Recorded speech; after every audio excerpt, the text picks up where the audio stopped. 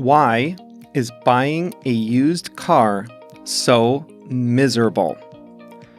Hi there, welcome to Plain English, lesson number 311. I'm Jeff, JR is the producer, and you can find this full lesson online at plainenglish.com/311. A new generation of startups is taking aim at a massive market that is ripe for disruption, the used car market.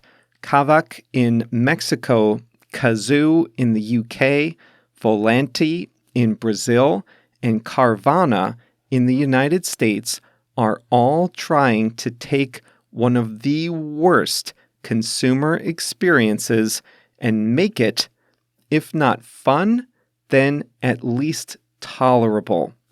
On today's lesson, we'll talk about why buying a used car is so miserable. Next Thursday, I'll tell you more about the companies that are trying to take the pain out of the process.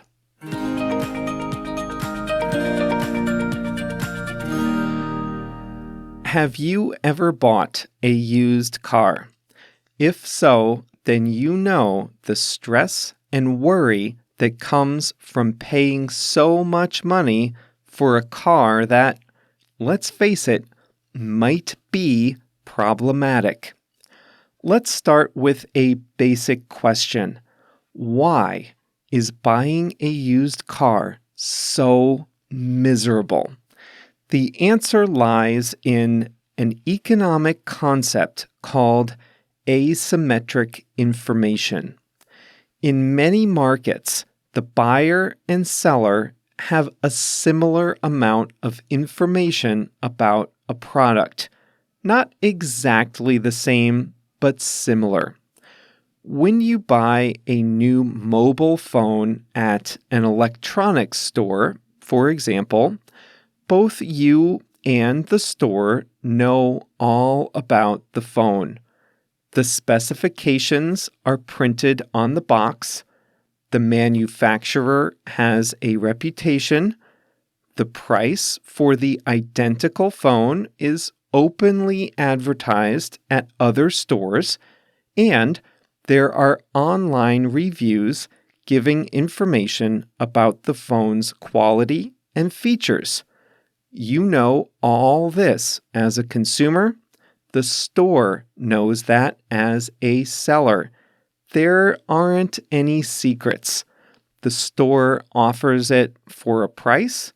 If you accept the price, you buy it.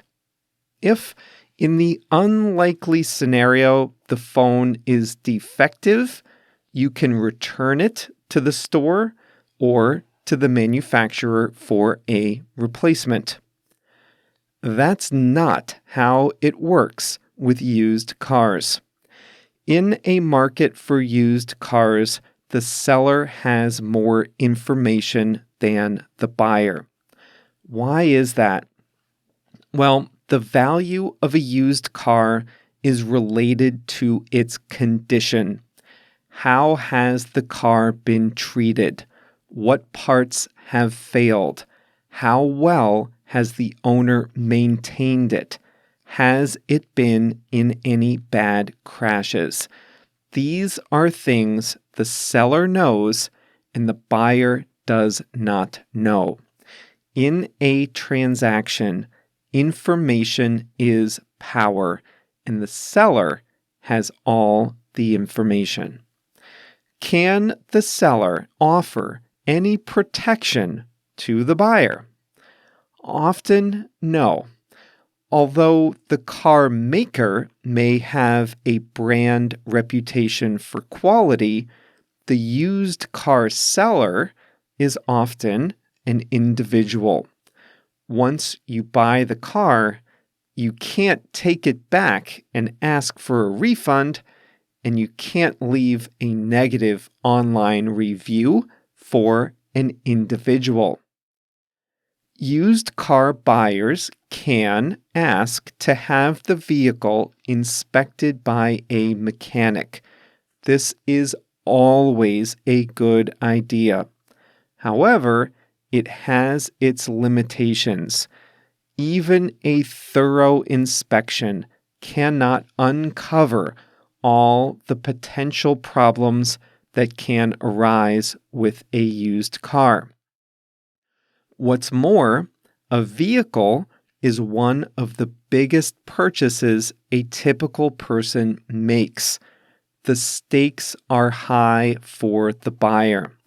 If you wind up with a problematic used car, you can spend a large part of your budget fixing it.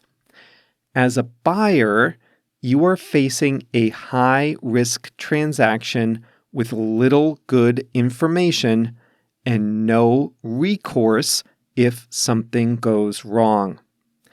And you often have to pay in cash. Many people find it difficult to pay the entire price of a car up front, so they would like to get a bank loan.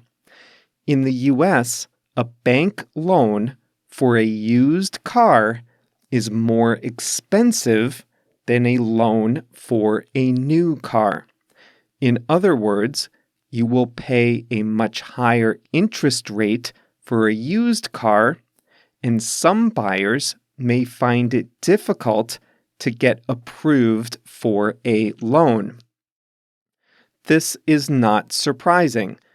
Any bank that lends on vehicles relies on the quality of the vehicle as security for the loan. But if there are so many risks to the quality of the vehicle, the loan is less secure, so banks naturally charge a higher interest rate. In many developing countries, banks don't even offer loans on used cars. Can this story get any worse? Yes, it can. We already learned that buyers and sellers have asymmetric information. Any buyer has to assume there is a chance that a used car is problematic. Therefore, a smart buyer will offer a little less than the full value of a car, knowing that there's some probability that it's going to be a problem. Now, put yourself in the shoes of a seller of a good car. You've taken good care of your car. You haven't been in any accidents. You've had all your required maintenance. But none of the buyers believe you. You don't have any way of proving that your car is good, so everyone offers you a price that you think is too low. Over a large market, some owners of good cars will simply not accept the lower price, so they keep their cars instead.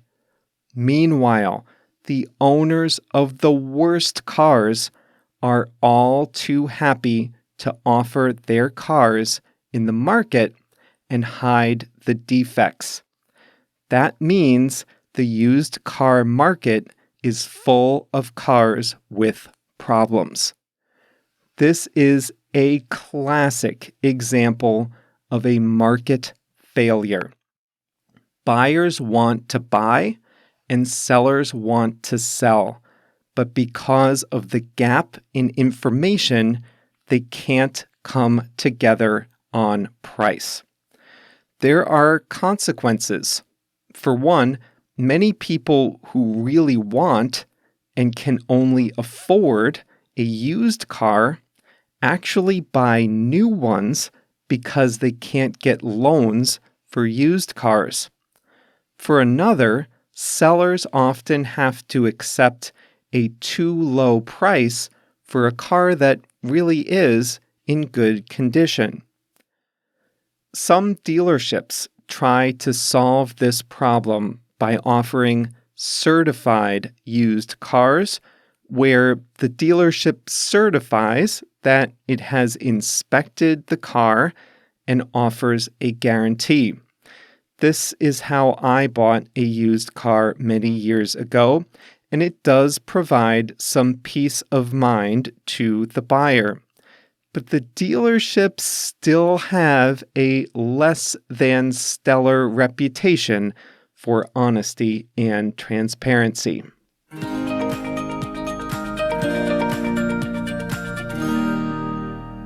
I bought my 1998 Toyota Corolla in 2002 as a certified used car from a dealership, and I must say it was a good experience. When I sold that car 12 years later, I sold it to an individual. I definitely had to accept a low value for the sale. Mind you, it wasn't in perfect condition. It was in good condition, but by that time, it was 16 years old. It ran fine. I only sold it because I didn't need a car at that time, but I had to accept a much lower price than I think it was worth, since everyone assumed a 16-year-old car was a piece of junk. I loved it, though. It was my piece of junk. I'll never forget watching the new owner tow it away. It was like saying one last goodbye to an old friend.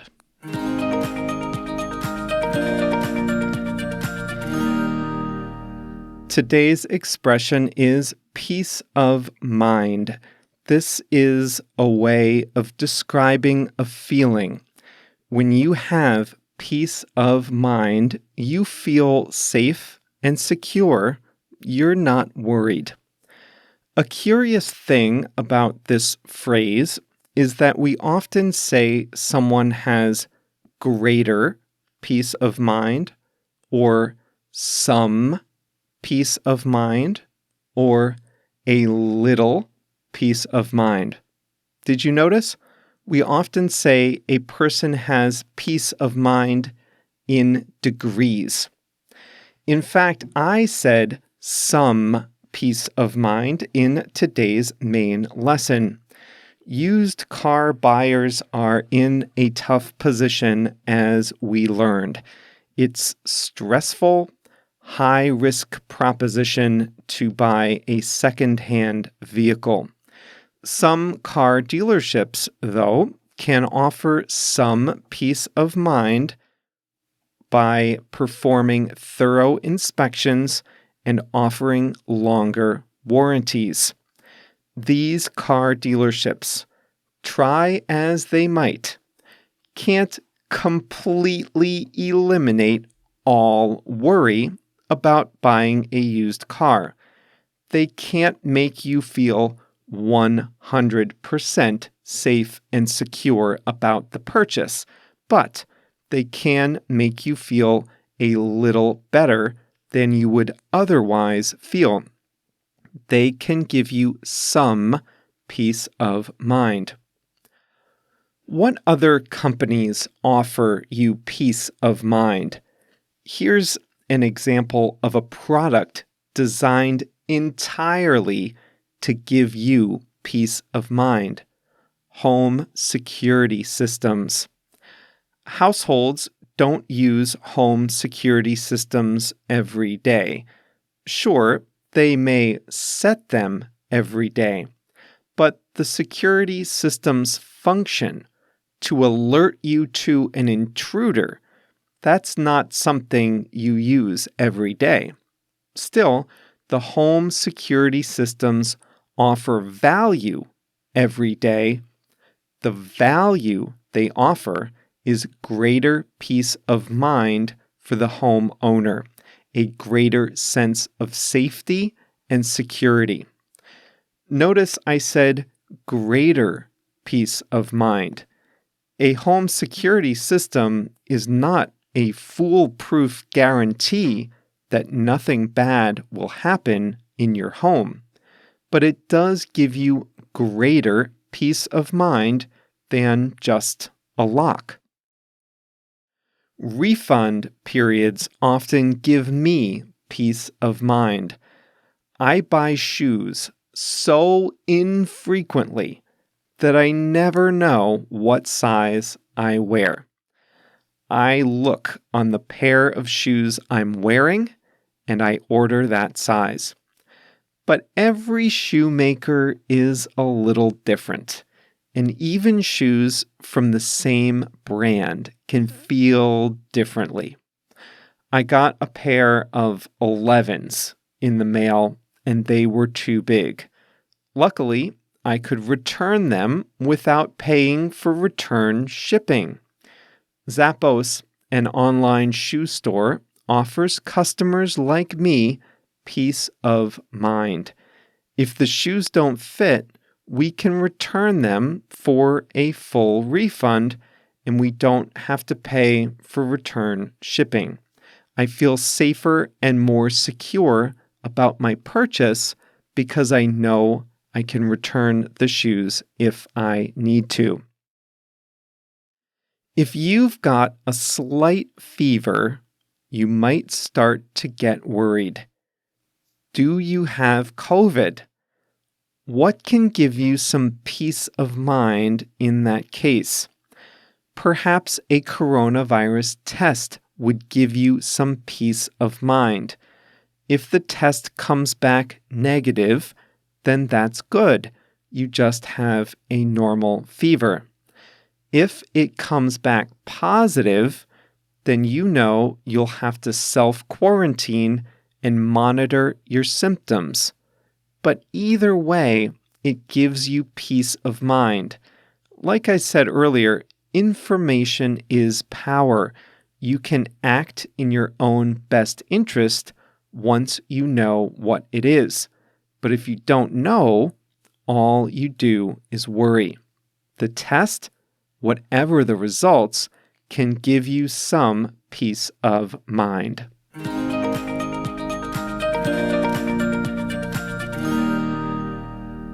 Today's song of the week is Heart of Glass by Miley Cyrus.